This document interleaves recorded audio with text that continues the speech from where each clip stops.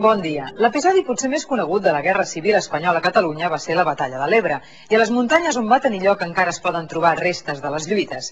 Però hi ha altres llocs de Catalunya que també van ser front de batalla, com el Pallars Jussà. Allà les tropes franquistes van ocupar les centrals hidroelèctriques i van tallar el subministrament a Barcelona. A la Vall de Carreu encara queden molts vestigis de la guerra i un historiador de la zona organitza excursions per ensenyar-los.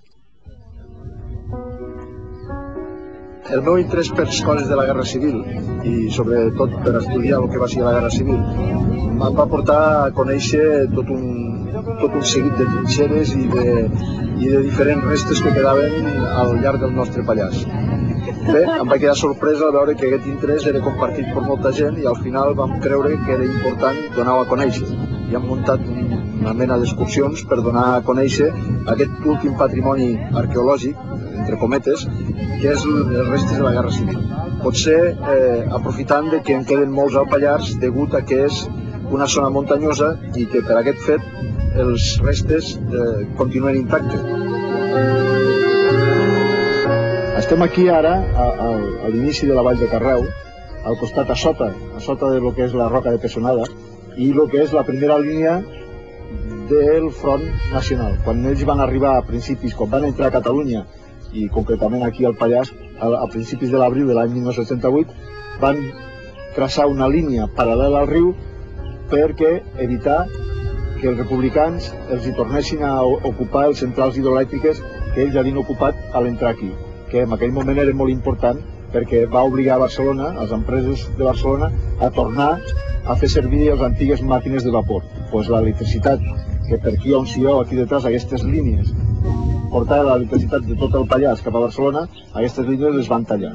La gent s'interessa en aquest tipus d'història perquè és molt recent i fins fa molt poc temps era una història amagada, una història que no se'n parlava. I de cop i volta han descobert, potser arrel d'altres guerres, que aquí també n'hi va haver una, i no només n'hi va haver, sinó que encara es pot palpar i es pot veure venint en llocs com aquest.